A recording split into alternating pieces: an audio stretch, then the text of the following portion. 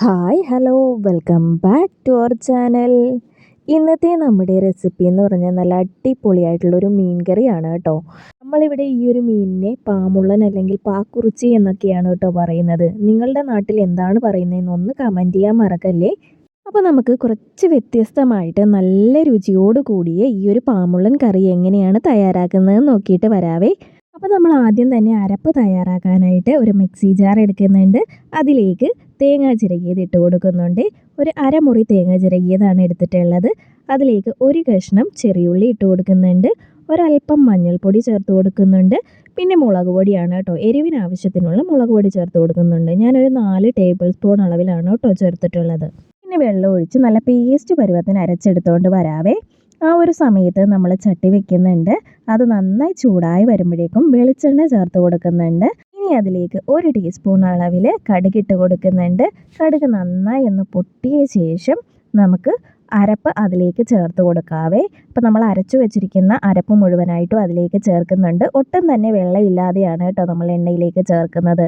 എന്നിട്ട് അത് നന്നായിട്ട് ആ എണ്ണയിലിട്ടൊന്ന് മൂപ്പിച്ചെടുക്കുന്നുണ്ട്.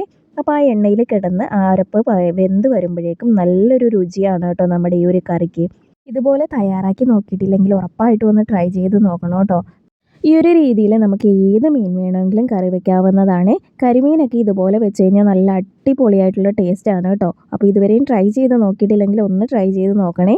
അങ്ങനെ ഇത് ഈ അരപ്പൊക്കെ ഒന്ന് വാട്ടിയ ശേഷം നമ്മൾ ആവശ്യത്തിന് ഉള്ള വെള്ളം ഒഴിച്ചു കൊടുക്കുന്നുണ്ട് കേട്ടോ. എന്നിട്ട് നന്നായി ഒന്ന് മിക്സ് ചെയ്യുന്നുണ്ട്. അതിലേക്ക് പച്ചമുളക്, ചെറിയുള്ളി, ഇഞ്ചി, ആവശ്യത്തിനുള്ള ഉപ്പും പിന്നെ 2 കഷ്ണം കുടംപുളിയും ചേർത്ത് കൊടുക്കുന്നുണ്ട്. അതല്പം വെള്ളത്തിലിട്ട് വെച്ച് ഒന്ന് കുറച്ച് നേരം കഴിഞ്ഞാണ് കേട്ടോ നമ്മൾ ചേർത്ത് കൊടുത്തിട്ടുള്ളത്. എന്നിട്ട് നല്ലപോലെ ഒന്ന് മിക്സ് ചെയ്തെടുക്കണം. എന്നിട്ട് കുറച്ച് സമയം ഒന്ന് മൂടി വെച്ചൊന്ന് തിളപ്പിച്ചെടുക്കാം കേട്ടോ. അരപ്പ് നന്നായി തിളച്ച ശേഷമേ നമ്മൾ മീൻ കഷ്ണങ്ങൾ അതിലേക്ക് ഇട്ട് കൊടുക്കുന്നുള്ളേ. ഇപ്പോൾ ദേ നമ്മുടെ അരപ്പ് നന്നായി തിളച്ച് വരുന്നുണ്ട്. ഈ ഒരു സമയത്ത് നമുക്ക് മീൻ കഷ്ണങ്ങൾ ഇട്ട് കൊടുക്കാം കേട്ടോ. അപ്പോൾ മീൻ ഇട്ട ശേഷം ജസ്റ്റ് ഒന്ന് ചുറ്റിച്ച് കുറച്ച് സമയം ഒന്ന് മൂടി വെച്ച് ലോ ഫ്ലെയിമിലാക്കി ഒന്ന് തിളപ്പിച്ചെടുക്കാം കേട്ടോ. നന്നായി പറ്റി വരുന്നത് വരെ നമുക്ക് ലോ ഫ്ലെയിമിലാക്കി കൊടുക്കാവേ.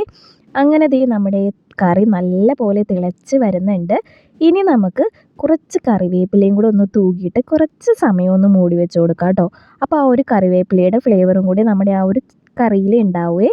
അങ്ങനെ ദേ നമ്മൾ കറിവേപ്പിലേക്ക് ഒന്ന് ചേർത്ത് കുറച്ച് സമയം കൂടി ഒന്ന് മൂടി വെച്ച് വറ്റിച്ചെടുക്കുന്നുണ്ട്. ഇപ്പോൾ ദേ നമ്മുടെ കറിയിൽ എണ്ണയൊക്കെ തെളിഞ്ഞ് നല്ല അടിപൊളിയായിട്ട് കിട്ടിയിട്ടുണ്ട്.